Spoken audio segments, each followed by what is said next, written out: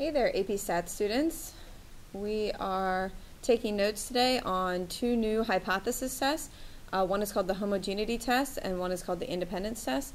Both of them are going to be chi-squared tests, like the goodness of fit test you learned in section 11.1, but they have different purposes and the data collection is going to be quite different. They're still going to be using categorical data only. So all chi-squared tests only use categorical data. So the difference is going to be where homogeneity only used one sample with multiple categories. These are going to have something called two-way charts. You can see an example right here, and there's another example right here where you kind of see categories listed on the top and on the left, and we're looking to see one of two options here. So I forgot to put a place for you to write the purpose for these. So we're just going to squeeze it up here at the top if that's okay.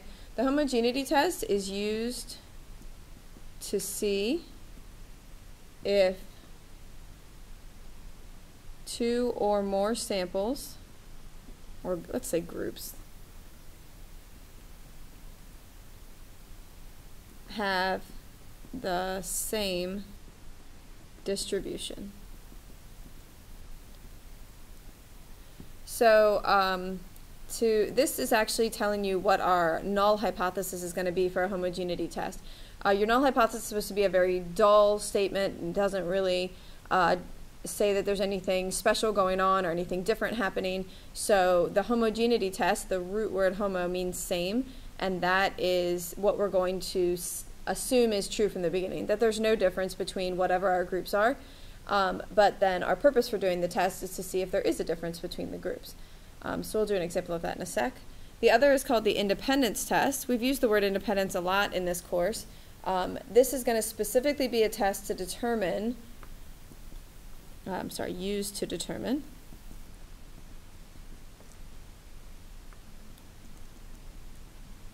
if two categorical variables are independent. Again, the name of the test is going to tell you the null hypothesis. Independent is not very interesting. Two variables not having anything to do with each other is what we're going to say for our null hypothesis, but our alternate is that we're hoping to prove there is a relationship or an association between the two variables. So we're going to see if we have statistically significant evidence to state that yes, there is an association between them. So both of these tests are similar in terms of how we do the mechanics, but your null and alternate is going to be a little different, and then therefore your conclusion will be a little different.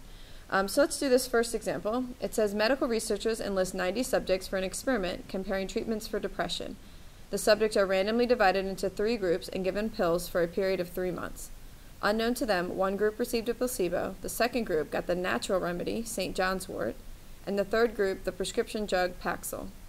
After 6 months, psychologists, physicians who did not know which treatment each person received evaluated the subjects to see if their depression had returned.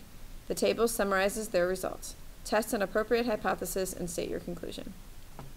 So what we have here is we have an original population, or sample of subjects that are willing to participate, but we automatically put them into 3 groups. So we've created multiple groups, and the question is whether or not there's a difference between the different treatments that we have here and whether or not their depression is going to return. This is definitely categorical. It's the number of people that are within each category, and we're going to do a homogeneity test to see if the 3 groups have the same distribution. We can see already differences. There was exactly 30 in each, and you can see more of the placebo group had depression return than St. John's wort, and St. John's wort had more than the Paxil group.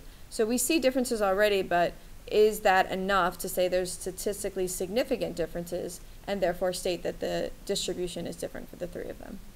So we'll start with our hypotheses. Just like goodness of fit, you're going to write them in words, and you're going to describe pretty much the name of the test, that there is a sameness about the groups, but you have to say it in context. And it's going to say that the depression diagnosis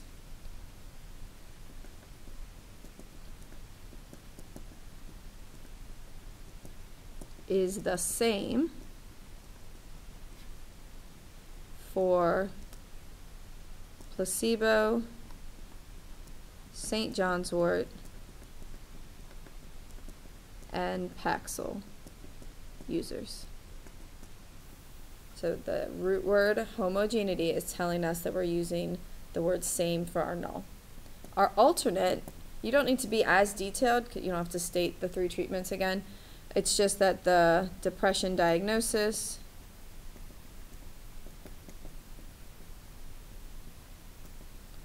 is not the same for the 3 treatments, for the 3 medicines, we should say. We want to make sure we're talking broadly about a population, not about a sample. All right, a little different, writing your hypotheses this way. And notice that I said not the same for our alternate. What could happen is that placebo and St. John's wort actually are pretty close to the same, or at least not statistically significantly different. But you could have one particular group that has a clear, definitive, different distribution. But this is an awesome test that's going to allow us to compare all 3 groups at the same time. We've never done that before. We've only done 1 group or 2 groups. Now we're able to do 3 of them, or even more than that if we needed to. And that's the beauty of homogeneity. You can do as many groups as you want, as long as the variable that you're comparing is categorical, which is counts. All right, the next thing we're going to do is the same assumptions and conditions that we did for goodness of fit. First, your data must be in counts, which I've just said a bunch of times. We have definitely counts there. Next is that your treatments, well, you have to have either a random sample or random assignment of treatments. So we have treatments that were randomly assigned. So that meets the randomness condition. Sorry. 10% condition, there's a total of 90 patients. I mean, I know there's 3 groups, but we can just put them all together since it's an experiment. Is less than 10% of patients with depression. And then this one's the most important one, the one you're asked about the most. This is that your expected counts must be greater than or equal to 5 for all of the cells.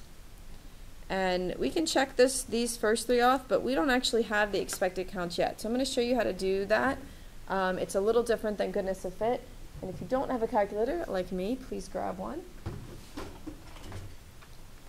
There's a formula for it. Instead of taking the table total and multiplying by some percentage or getting an even distribution, it's a pretty generic formula that we use to try to figure out your expected count. So we're going to put them up here. And the formula says that for each cell, which is each individual rectangle here in the middle, you're going to do the row total for that particular cell times the column total for that cell, and then divide that product by the table total. What you're essentially doing is when you do the column total divided by table total, which let's say for 24 that would be 60 out of 90, you're getting the general overall rate, or you could call it that p-hat pooled or combined that we did before, and then you're just multiplying by however many were in that particular group. Sorry, that should have been row total divided by table total gives you the overall rate, and then when you multiply by the column total, it'll tell you how many you would expect in that particular group. So we can kind of quickly do that. Let's try this. Oh, one other really great thing. Instead of making a whole nother table with our expected counts, AP would like you to just draw like a slash mark below the observed counts and then write your expected counts below it. So let's try this out on the calculator. For 24, the row total is 60. The column total is 30, and we're going to divide that by the table total, which is 90. Oops. So what this means is that those that take placebo, we should expect 20 of them to have their depression return, which then means you can quickly figure out 10 of them we expect to not have that depression return, but I'll show you that again. It's going to be row total 30 times column total 30 divided by table total 90. So there's where the 10 comes from. And you can repeat this along the way, but you'll notice that every single time it's 60 times 30 divided by 90 and 30 times 30 divided by 90. So only because there's an even number in each row and, I'm sorry, in each column, will you get this even distribution here of expected counts. 2010, 2010, 2010. All right, well, all of our expected counts are greater than or equal to 5. It wouldn't have mattered that if any of the other ones were less than 5. It only matters what calculates from this particular formula. So that's great. The test name is the chi-squared test for homogeneity, because we're looking for sameness across a categorical variable with multiple groups. Okay, now the mechanics are going to be the same things that you have to write down. You need to get that chi-squared score. So the chi-squared score is the same as it was for goodness of fit, the sum of the observed counts minus the expected counts squared divided by the expected counts. But the AP test doesn't really need to see the work for how you got this. It's actually kind of cumbersome. You'd have to say 24 minus 20 squared divided by 20 plus 22 minus 20 divided by 20 plus, squared divided by 20 plus, and then keep doing that for all 6 of these. You can actually use a matrix, and I'm going to give you the directions off here on the side, to figure out what your chi-squared score is, which is such an awesome feature, and they definitely want you to use it. So you're going to go to second matrix, which is on the left-hand side. I'll show it to you in a second. And then you want to go over to Edit, and then you want to go to Matrix A. You just select it. So let's do that together. You're going to go to Second Matrix, over to Edit, and then Matrix A. Since you've probably never used matrices before, it'll just be set up as a 1-by-1. This is just a way to enter in a two-way chart. So we don't have a 1-by-1, we have a 2-by-3. So press 2, enter, 3, enter, and it gives you an empty shell. And in matrix A, you want to enter your observed counts. Let's write that down. Enter observed, which is what's given in the problem.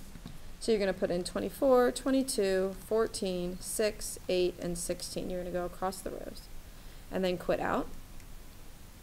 And then you're going to do the chi-squared test on your test menu, which is Stat, over to Test, and you want to go all the way down to chi-squared test.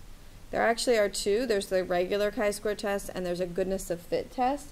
We haven't shown you that yet, but, or maybe we did. Maybe we did in class. Either way, the chi-squared test is going to be used for both homogeneity and independence, because that one uses matrices. When you get in there, it only asks you for observed and expected. But we never put our expected into matrix B, and I'm actually not going to do it. I'm going to just go down to calculate, because something really exciting is going to happen. And you should do it with me, because it's very exciting. So press calculate, and in an instant they tell you the chi-squared score is 8.4. So it did all of those subtract, square, divide, subtract, square, divide, and totaled them up for you and got 8.4. So we already know this is going to be 8.4. But I want to show you something before we look at these other 2 numbers, and that is if you go back into matrices, second matrix, and go over, notice, look, B matrix is a 2-by-3. Where'd that come from? Go over and edit matrix B. It has the 2010, 2010, 2010 stored in it.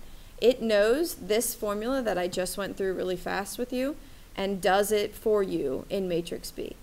So you could actually kind of put your mechanics a little bit ahead of your assumptions and conditions, do your test, and then go back into matrix B, make sure they're all greater than or equal to 5, check, and then slice and write them down here in your chart as if you really did the formula. So it's a great little cheat method to kind of speed up your workload.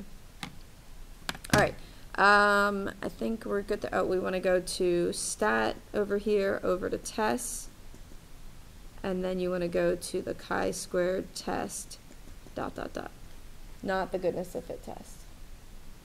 Okay, we have to notice that there was a couple other things written down. I'll do that again because it deleted. They also tell me my p-value and my degrees of freedom. So that's different. We're going to talk about degrees of freedom. But that p-value was just chi-squared CDF. They just did it for you. So the probability of getting a chi-squared score greater than 8.4 is equal to 0.015, or 1.5%. And apparently my degrees of freedom are 2. With goodness of fit, degrees of freedom was categories minus 1. But we have categories going left and right. So it's actually, and you should definitely write this down, it is actually rows minus 1 times columns minus 1. So in this example, we have 2 rows, so that's 2 minus 1 is 1, and we have 3 columns, and 3 minus 1 is 3. Sorry, scoot over. And 1 times 2 is 2. So they just did that formula for you also. Very common, this will come up on a multiple choice question, so definitely make sure you can handle, you know that formula for multiple choice questions. Alright, it's time for a conclusion. We have a low p-value. As usual, when your p-value is low, you reject the hoe. So because the p-value of 1.5% is less than alpha equals 5%, we will reject the hoe. We have sufficient evidence, and this is where I actually love having my hypotheses already written out in words, because I just have to pretty much repeat my alternate. So I'm going to have sufficient evidence that the depression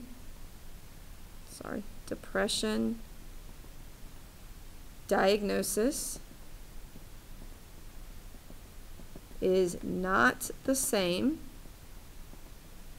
for the 3 medicines. Now that doesn't really say much about like which one's better or worse, because honestly we really didn't see much of a difference between placebo and St. John's wort. They were actually pretty close to what we expected to happen. We actually had a few more in both have depression return than we expect. The really surprising one, and we saw that already at the beginning, was Paxil. So because we're not going to have an interval to like estimate how much better one is than the other,